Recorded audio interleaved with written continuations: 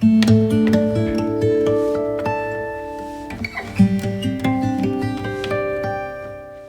오늘은 선교, 하나님의 목과 사람의 몫이라는 주제로 함께 말씀을 나눠보려고 합니다.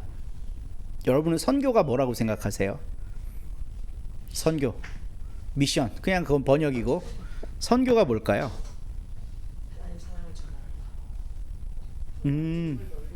하나님을 퍼뜨리는 거, 하나님 사랑을 전하는 거. 또 보통 교회에서 선교를 할 때 선교사를 파송하고 성도들한테 뭐라고 선교를 많이 설명하는 줄 아세요? 교회 없는 곳에 교회를 세우고 예배 없는 곳에 예배 드리게 하는 것. 저도 엄청 아멘했었던 내용이에요. 좋잖아요, 그쵸? 근데 그것도 선교의 굉장히 중요한 부분 중에 하나지만 그것만 선교는 아닙니다. 선교에는 굉장히 다양한 방법이 있죠. 바울의 선교를 보면 바울은 실제로 여러 교회들을 개척하고 교회를 섬겼어요. 근데 바울이 교회 개척하는 일만 했을까요? 아니에요. 다양한 일을 했습니다. 근데 우리가 선교라고 할 때 이제 1960년대, 50년대 이후에 이제 세계 신학계에서 화두가 됐던 내용 중에 하나가 미시오 데이라는 거예요. 미시오 데이는 이제 하나님의 선교라는 건데, 선교의 주체는 하나님이다. 하나님이 선교하고 계신다라는 거예요. 그러면서 굉장히 여러 가지 사례들이 발굴됐습니다. 그 중에 하나가, 보통 선교는 복음을 아는 사람이 복음을 모르는 사람한테 전달해야 이루어지잖아요. 근데 선교사가 파송이 안 됐는데도 하나님을 믿는 사람들이 있는 거예요. 하나님이 직접 자기를 계시하시는 거죠. 그러니까 이런 사례들을 발굴을 하면서 이제 선교는 하나님이 직접 하시는 거구나라는 게 생겨나는 거예요. 뭐 예를 들면 또 이런 것도 있어요. 감옥에서 우연찮게 성경을 집어서 읽기 시작하다가 그냥 하나님 믿고 예수를 그리스도로 받아들이며 사는 사람도 있어요. 누군가가 이렇게 한 게 아닌데 스스로. 그렇게만 볼 수는 없죠. 네, 그렇게만 볼 수는 없죠. 그래서 선교는 하나님의 선교다라는 게 벌써 한 70년 정도 이제 선교학계에서 아주 중요하게 다루어진 내용 중에 하나인데, 오늘 본문 말씀을 보면서 그렇게 하나님의 선교를 이끌어 가시는 하나님이 계시고, 또 하나 우리가 생각해 봐야 될 문제를 함께 나눠보려고 그래요. 사람의 몫이 있다는 거죠. 여러 번 함께 나눴던 그림인데 누구의 그림일까요? 네, 렘브란트. 마태와 천사 그림입니다. 요 나이 들어 보이는 이분이 마태고요. 뒤에 있는 게 천사예요. 천사가 여성스러운 모습을 하고 굉장히 친숙하게 어깨에 손을 얹고 속삭이고 있죠. 그리고 마태는 뭔가 생각하는 듯한 표정으로 제3의 어딘가를 응시하고 있어요. 그리고 그의 펜대가 아직 안 움직이고 있습니다. 우리는 성경이라고 하면 축자 영감설이라 그래서 하나님이 직접 영감을 내리 꽂아갖고 사람이 쓴 거라고 이야기를 해요. 이거는 성경의 권위를 높이는데 굉장히 유효합니다. 이건 사람의 말이 아니라 하나님의 말씀입니다. 이렇게 받아들이면 성경이 경전이 되죠, 우리한테. 그냥 내가 거부할 수 없는 진리가 되는 거예요. 그러니까 성경의 권위가 쫙 올라가는 거죠. 개혁교회 신앙에는 이 요소가 상당히 깊게 있습니다. 우리들의 신앙에는, 우리들의 모든 신앙의 원천은 오직 성경으로만 조명받아야 된다. 신앙적인 여러 행태들을 해석할 수 있는 유일한 기준도 성경이다. 아멘은 안 하네. 네, 너무 맞는 말이잖아요. 근데 또 하나 어떤 게 있냐 하면요, 그럼 그렇게 성경을 우리가 받아들인다고 쳐봐요. 그러면 우리가 일상에서 무수히 많은 모순에 부딪히게 됩니다. 우린 지금 다 성경을 범하고 살고 있거든요. 민장로님 요번에 농사 조금 지으셨죠? 밭에 그 뒤에 텃밭에 좀 농사 지으셨을 거예요. 거기에 작물 몇 개 심으셨나요? 뭐뭐 심으셨어요? 한 다섯 여섯 가지 심었어요. 그거 알겠어요? 성경이 하지 말라고 한 거예요. 한 밭에 여러 종자를 심지 말라 그랬어요. 구분지어야 됩니다. 네? 그리고 우리 지금 네? 다 옷 입고 있죠. 옷 입고 있잖아요. 이 옷 입은 거 다 범죄예요. 오직 한 가지 직물로만, 한 가지 재료로만 옷을 짜라 그랬어요. 근데 우리 전부 혼방 옷 입고 있잖아요. 뭐 면 몇 프로, 폴리에스테르 몇 프로, 나일론 몇 프로, 양말부터 뭐 속옷, 윗도리까지 전부 다 혼방이에요, 우리. 이거 성경이 하지 말라고 한 겁니다. 엊그저께 문산 식구들은 집에서 돼지고기를 에어프라이에 구워 갖고 먹었는데요. 성경이 하지 말라고 한 거예요. 그럼 소고기는 괜찮냐? 그럼 우리는 소고기만 먹으면 살면 되냐? 안 됩니다. 왠지 아세요? 피째 먹고 있기 때문에. 소고기의 피를 완벽하게 제거하고 먹지 않으면 안 돼요. 그러니까 사람들이, 저는 이제 좀 성결하게 살자고 주장하는 사람들이 뭐 돼지 순대도 먹으면 안 된다, 돼지고기 먹으면 안 된다, 장어 같은 거 지느러미 없기 때문에 비늘 없고 뭐 이런 것 때문에 먹으면 안 된다 뭐 이러잖아요. 그러면서 뭐 소고기 먹고 뭐 이러거든요. 그것도 다 불법이에요. 하나님이 도축하라고 한 방식대로 도축하지 않고 먹은 거거든요, 전부 다. 그죠? 근데 소고기 먹으면 괜찮다, 성경적으로 괜찮은 거다, 이게 다 지 마음대로 해석하는 겁니다. 성경적으로 하려면 다 틀린 거예요. 그러니까 성경은 절대적인 하나님의 말씀이고 우리의 신앙생활을 규정하는 유일한 척도다, 이 믿음은 좋다는 거예요. 근데 이 믿음을 갖고 살다 보면 우리는 무수히 많은 딜레마에 빠지게 됩니다. 성경대로 못 살거든요, 우리가. 그러면 그 성경은 도대체 뭔가? 나에게 죄책감을 심어주고 나는 죄인인 걸 끊임없이 이야기해주고 이런 걸로 이걸 위해 존재하는 책인가? 우리는 또 믿음으로는 이렇게 고백해요. 성경은 우리의 영혼을 해방시키고 예수를 만나게 하는 구원의 책이다 그러잖아요. 근데 왜 우리는 그 절대 진리의 말씀인 성경을 보면서 구원의 기쁨만 누리지 않고 왜 죄책감에 시달리고 억눌리고 눈치를 보며 살아야 되지? 그죠? 그래서 종교개혁 화가인 렘브란트는요, 마태복음을 쓰고 있는 마태를 이렇게 그린 거예요. 천사가 지금 속삭이잖아요. 요렇게 적어, 이게 하나님 뜻이야, 뭐 이러는 거예요 지금. 근데 마태가 두려운 표정을 지으면서 덜덜덜 떨면서 한자라도 놓칠까 고민하는 모습이 1도 없어요. 진짜요? 그렇게 써도 되는 거예요? 그건 아닌 것 같은데, 이런 표정이에요.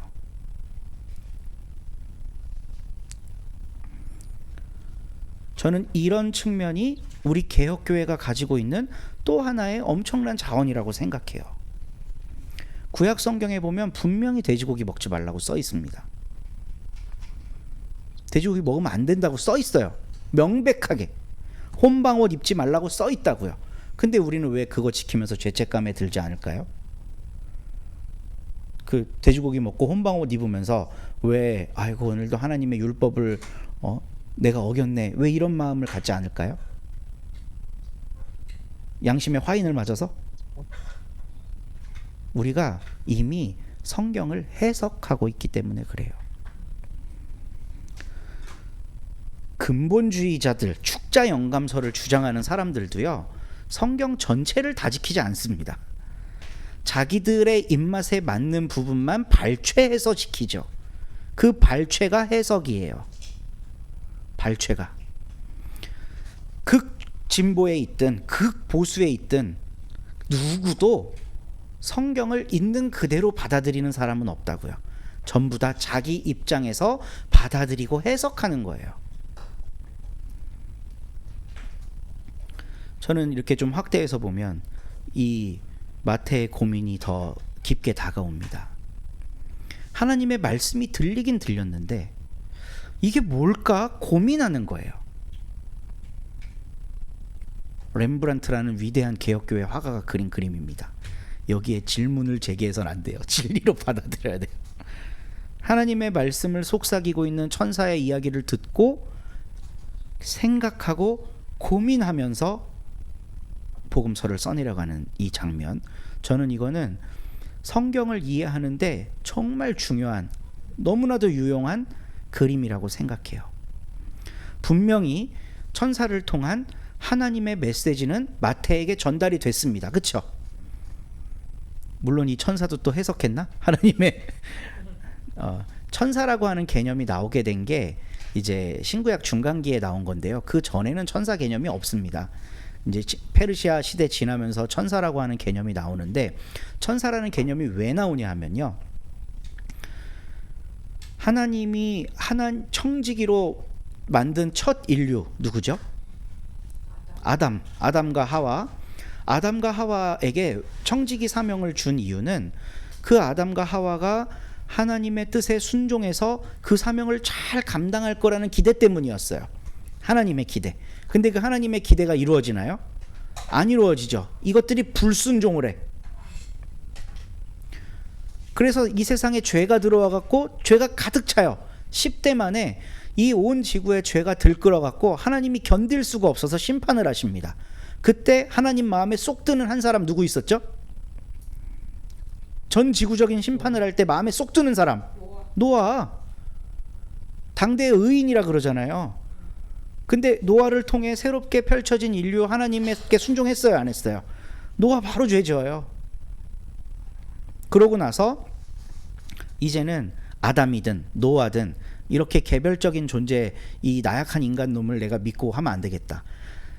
내가 직접 창조한 내 백성, 민족을 본보기로 삼아야 되겠다 해서 아브라함을 선택해서 아브라함, 이삭, 야곱 3대 족장 시대를 지나서 야곱 시대 이후에 요셉을 이집트에 보내갖고 수십만 명을 탈출시키면서 시내산에서 언약을 맺고 백성 삼으시잖아요. 이 이유도 아담 창조랑 똑같습니다. 이 백성이 하나님의 언약을 기억하고 순종함으로써 참된 청지기로 이 역할을 해주길 바랬던 거예요. 근데 이스라엘 역사가 하나님께 참되게 순종했나요? 순종 안 하죠. 그러니까 또 이스라엘이 힘든 시기로 들어가요. 안 되겠어, 나의 대리자를 세워야 되겠어 하고 하나님이 왕을 세우십니다. 이 한 놈만 말 잘 들으면 저 민족 전체가 나의 말을 잘 듣는 거니까. 그래서 다윗 왕조를 세우고 이 왕조에게 영원한 축복을 약속하시고 이 왕조로부터 구원자, 회복자가 나올 것, 막 이런 축복을 때려 부어주시면서 왕조를 세우셨어요. 근데 왕조 어떻게 됐어요? 불과 3대 만에 남북으로 갈라지고 지들끼리 치고받고 싸우고 하나님이 아니라 이방 족속 의지하다가 망하죠. 그러니까 하나님의 기대가 번번이 실패하는 거예요. 그러면서 하나님의 기대에 아주 찰나적으로 순종했던 사람들이 나오는데 구약시대 때 예언자들입니다. 근데 이 예언자들의 말을 백성들이 안 들어 처먹네. 하나님이 오죽 답답했겠어요. 그러니까 에스겔이든 다니엘이든 이런 예언서들을 보면요, 예언적 선지서들을 보면 그 천사가 나옵니다. 그룹 이런 애들이 나와요. 이 천사는 인간하고 달라요. 하나님의 명령에 무조건 순종하는 존재입니다, 천사는. 그래서 신구약 중간기에 형성된 천사라는 개념은 인간은 아무리 하나님이 말을 해도 순종을 안 하니까 완벽하게 하나님의 뜻에 순종하는 존재를 하나님이 이야기를 하시는 게 천사인 거예요. 그래서 천사는 하나님의 사자고 대리자죠. 근데 이제 성경에는 나와 있지 않지만 밀턴의 신라권 이런 위대한 소설들을 보면 이 천사놈들도 말을 안 들어요. 하나님의 그 성가대를 담당했던 대천사 루시퍼가 하나님의 적대하는 세력을 꾸려갖고 반란 일으키고, 이건 성경에 안 나오는 얘기예요. 그러니까 문학 작품을 통해 상상한 거죠. 이건 천사도 훗날에는 결국 하나님께 대적하는 존재로 타락하는 게 나오는 거예요. 그래서 이제 하나님 스스로가 이 땅에 내려오셔서 완벽한 순종으로 구원을 이루신 걸 우린 예수 그리스도라고 고백을 하는 거죠.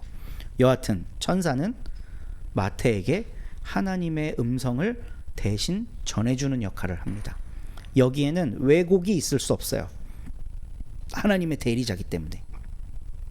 근데 그거를 그대로 받아 적으면 이 말씀은 있는 그대로의 하나님 말씀이 되죠. 근데 우리 손에 들려있는 성경은 그렇지가 않아요. 있는 그대로 들려줬으면 마태, 마가, 누가, 요한복음 4개여서는 안 돼요. 똑같은 사건을 서로 다르게 이야기하거든요. 어떤 때는 나귀를 한 마리 타고 갔다, 두 마리 타고 갔다, 왔다 갔다 해요. 하나님이 직접 준 건데 왜 틀려야 돼? 내가 받은 은혜를 숙성시키고 되새기면서 성경에 기록하는 겁니다. 마태가. 그러니까 우리는 마태복음을 읽으면 마태가 어떤 신앙적 관점으로 성경을 썼는지를 만나게 돼요. 누가복음을 읽으면 누가가 만난 하나님을 우리도 만나는 거예요. 요한도 마찬가지, 마가도 마찬가지입니다. 그러니까 하나님의 절대적인 음성과 계획과 뜻, 이거는 불변하는 진리고요. 사람이 거기에 어떻게 응답하느냐도 그만큼 중요하다는 거예요. 본문 얘기를 안 하고 딴 얘기를 길게 했습니다. 근데 이게 중요하기 때문에 말씀을 드리는 거예요. 바울이 이제 빌립보서를 마무리합니다. 다음 주면 빌립보서 끝나는데요. 헌금해준 빌립보 교인들에게 감사 인사를 전하는 대목이에요. 나를 생각하는 마음이 여러분에게 지금 다시 일어난 걸 보고, 이건 지금 에바브로디도를 통해 바울이 돈을 좀 받았다는 뜻이에요. 이들이 보낸 헌물을 받은 거예요. 근데 다시 일어났다는 건 옛날에도 했다는 거야, 안 했다는 거야? 옛날에도 했다는 거죠. 예전에도 바울을 후원했지만 이번에 감옥에 갇혀서 어렵게 된 상황 속에서 또 그 열악한 교회가, 몇 명 모이지도 않는 성도들의 있는 교회가 이 바울을 후원하고 있는 거예요. 그래서 정말 기쁘다고 편지하고 있는 거죠. 고맙다고. 사실 여러분은 나를 항상 생각하고 있었지만 그것을 나타낼 기회가 없었던 것이었습니다. 한동안 뜸했던 거예요. 물론 빌립보 교인들의 마음이 없었던 건 아닌데 기회를 못 만났다는 거겠죠. 그래서 오랜만에 받은 이 헌금을 통해 정말 바울이 크게 기뻐하고 있는 내용을 이야기하고 있습니다. 빌립보 교인들의 헌금을 통해. 근데 바울이 내가 궁핍해서 이렇게 말하는 게 아니래요. 나는 어떤 처지에도 스스로 만족하는 법을 배웠답니다. 나는 비천하게 살 줄도 알고 풍족하게 살 줄도 압니다. 배부르거나 굶주리거나 풍족하거나 궁핍하거나 그 어떤 경우에도 적응할 수 있는 비결을 배웠습니다. 왜? 하나님이 계시기 때문에. 내가 하는 모든 일에 근본이자 뿌리가 하나님이기 때문에. 없으면 없는 상태에서 영광 올려드리고 있으면 있는 상태에서 영광 올려드리고, 바울이 자족할 수 있는 이유, 어떤 상태에서든 만족할 수 있는 이유가 하나님이라고 고백하고 있어요. 그러니까 다른 거 필요 없다는 거예요. 하나님만 있으면 되지.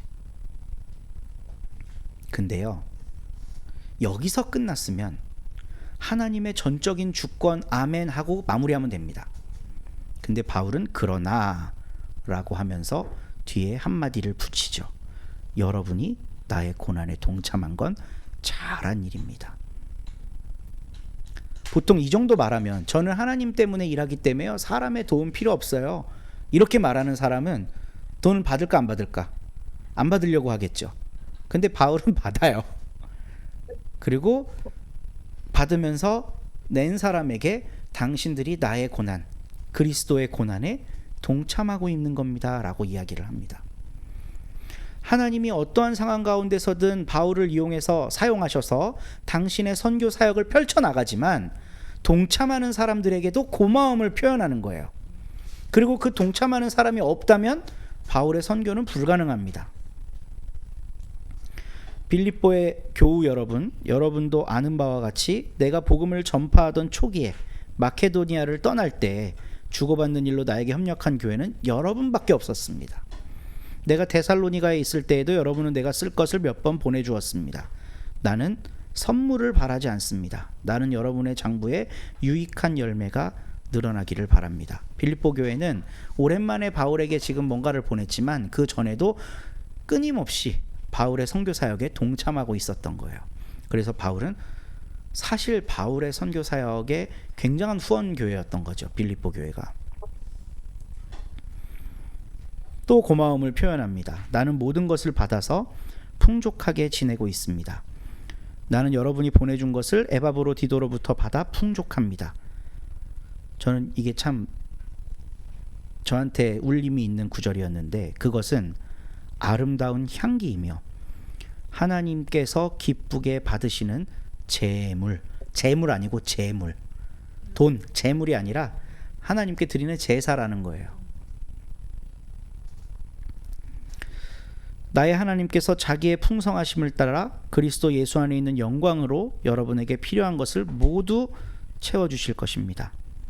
우리 하나님 아버지께 영광이 영원히 있기를 빕니다. 아멘 하고 빌립보 교인들에게 감사 인사를 전합니다. 빌립보 교인들은 왜 이런 헌신을 했을까요? 하나님이 알아서 하시는 일이라고 생각하면 이렇게 헌신할까요? 하나님의 일이 있지만 하나님은 나에게도 뭔가를 요청하신다는 거예요. 하나님이 이 세상을 창조하신 뒤에 왜 아담을 청지기로 세우셨을까요? 창조는 그때 일회적으로 완성된 게 아니에요. 하나님은 아담과 더불어 창조의 동역자로 아담을 세우셨어요. 그래서 함께 만들어가는 거예요. 창조 세계 피조물들의 이름 누가 붙여줘요? 아담이 붙여주죠. 그게 창조행위거든요. 창조행위. 하나님이 자 이거는 개야, 앞으로 너 이거 개라고 불러라, 안 그런다니까요. 함께 만들어가는 거예요. 함께. 이스라엘 백성이 땅을 하나님으로부터 분배받죠. 그 땅 가만히 있으면 먹을 거 주나요? 가만히 앉아 있으면 먹을 거를 막 내요, 땅이? 이스라엘 사람들이 죽도록 일해야 해요. 죽도록 일해서 낸 그 결과물을 갖고 하나님 뭐 하라고 명령하시나요? 공평과 정의의 제물을 나에게 바쳐라라고 하시죠. 11조를 드리고 고아와 가부와 나그네를 위한 예물을 구분하라고 해요. 왜 이스라엘 백성에게 그런 명령을 내리실까요? 힘들게 살아가고 있는 하나님의 백성을 돌보시는 게 하나님의 일인데 그 일을 자기 백성하고 같이 하시겠다는 거예요. 같이. 오늘날 미시오 데이라고 하나님의 선교 얘기가 나오고 있죠. 그럼 우리는 뭘까요? 그 하나님의 선교에 우리가 함께 하기를 원하신다는 거죠. 하나님이 특별한 능력으로 바울에게 은총을 베풀어서 돈 없이 밥 없이 다 선교하게 할 수 있으시겠죠. 전능하시니까. 근데 왜 빌립보 교회는 바울에게 끊임없이 후원을 했을까요? 그게 하나님의 마음이라고, 하나님의 바울을 돌보는 사역에 빌립보 교인이 동참한 거예요. 그러니까 하나님이 바울을 돌보신 것처럼 빌립보 교회도 바울을 돌본 겁니다. 하나님의 마음을 갖고 하는 거죠. 여기에서 하나님의 몫과 사람의 몫이 있는 거예요. 이건 구분되지 않습니다. 같은 거라는 거예요. 우리 이런 찬양 저 엄청 좋아하는 찬양인데, 아버지 당신의 마음이 있는 곳에 나의 마음이 있기를 원해요. 나의 마음이 아버지 마음 닮아 내 모든 뜻 아버지의 뜻이 될 수 있기를. 왜 우린 그런 노래를 부르면서 은혜를 받을까? 하나님이 하고 계신 그 선교 사역이 나와 무관하지 않다고 하는 고백 때문에 가슴이 벅차오르는 거거든요. 우리 김혜옥 권사님이 정말 힘든 시기에 지은 시가 있습니다. 우리 민경복 장로님이 많이 아프실 때 지은 시인데, 시 제목이 이렇습니다. 궁금하면 김혜옥 권사님한테 500원씩 내고 하나 받아보세요. 하나님 그대 사랑하시니 나 또한 그대 사랑합니다 라는 시예요. 그러니까 하나님이 지금 저 사람을 사랑하고 있기 때문에 나도 한다는 겁니다. 아마도 30대셨을 텐데 그 시를 지으셨을 때가, 시는 젊을수록 더 좋습니다. 나이 들수록 보다. 그래서 윤동주가 10대 20대 때 그런 명작을 남긴 거 아니겠어요? 선교는 하나님의 일입니다. 그러나 하나님은 언제나 사람의 어깨를 두드리시며 당신의 일을 진행하십니다. 하나님이 직접 마태한테 야, 너 앞으로 이렇게 써라 할 수 있지만 그렇게 안 하십니다. 어깨를 두드리며 속삭이시고 너는 어떻게 하고 싶니를 물어봅니다. 마태는 그 하나님의 마음에 공감해서 자기의 언어로 마태복음을 써나가는 거죠. 하나님께는 하나님의 몫이, 사람에게는 사람의 몫이 있습니다.